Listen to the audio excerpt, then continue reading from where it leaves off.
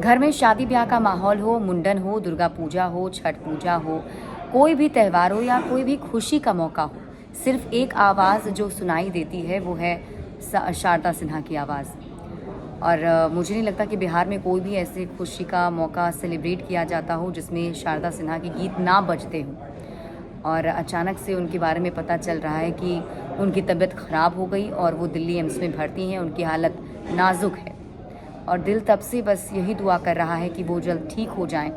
और मौका देखे कि छठ की तैयारी हो रही है और तब ये खबर मिली, तो जो लोग हैं वो शारदा सिन्हा के स्वस्थ होने की कामना कर रहे हैं। आप लोगों की तरह कई सारे लोग शारदा सिन्हा को एक लोक गायिका के तौर पर जानते हैं, उनके छठ गीत की वजह से उन्हें जानते हैं, लेकिन मैं उन्हें एक ऐसी महिला के तौर पर देखती हूँ जिन्होंने छोटी सी जगह से निकलकर माया नगरी मुंबई में वो कर दिखाया जो हर महिला के लिए इंस्पिरेशन है।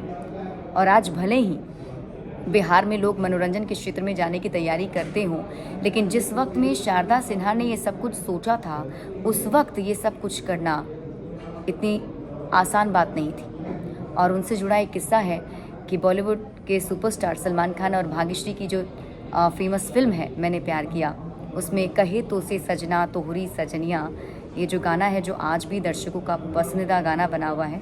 बताया जाता है कि शारदा सिन्हा ने इस गाने को जब गाया था तो उन्हें 76 रुपये मिले थे। और सलमान खान की जो दूसरी फिल्म सुपरहिट फिल्म हुई थी हम आपके हैं कौन, जिसमें उन्होंने एक गाना गाया था बाबुल जो तूने सिखाया, ये गाना भी काफ़ी हिट हुआ था।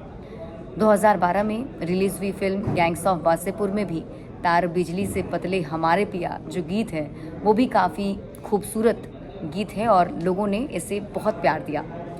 उनका ये गाना भी लोगों की ज़ुबां पर चढ़ गया। महारानी वेब सीरीज़ में भी निर्मोहिया गाने को भी खूब पसंद किया है लोगों ने।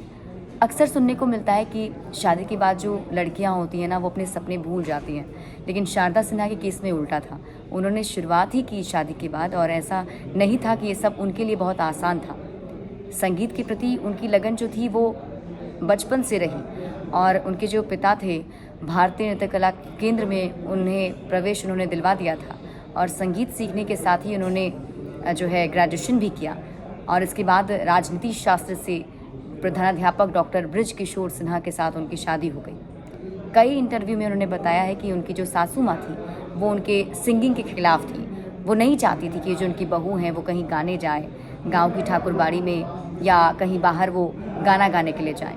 लेकिन कुछ वक्त के बाद उनकी जो सास थी वो मान गई और 1971 में उनके जीवन में सबसे बड़ा बदलाव आया था।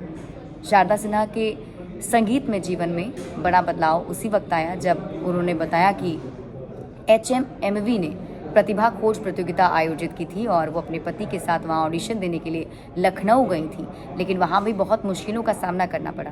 ट्रेन पहुँचने में देर तो हुई ही, ऑडिशन वाले जगह पर धक्का मुक्की भी काफ़ी हो गई थी। ऑडिशन दिया लेकिन HMMV के रिकॉर्डिंग मैनेजर ज़हीर अहमद ने किसी को सेलेक्ट नहीं किया, लेकिन उनके पति ने पूरे विश्वास से ज़हीर अहमद से दोबारा टेस्ट लेने का आग्रह किया था और फिर से जो है इन्होंने गीत गाया।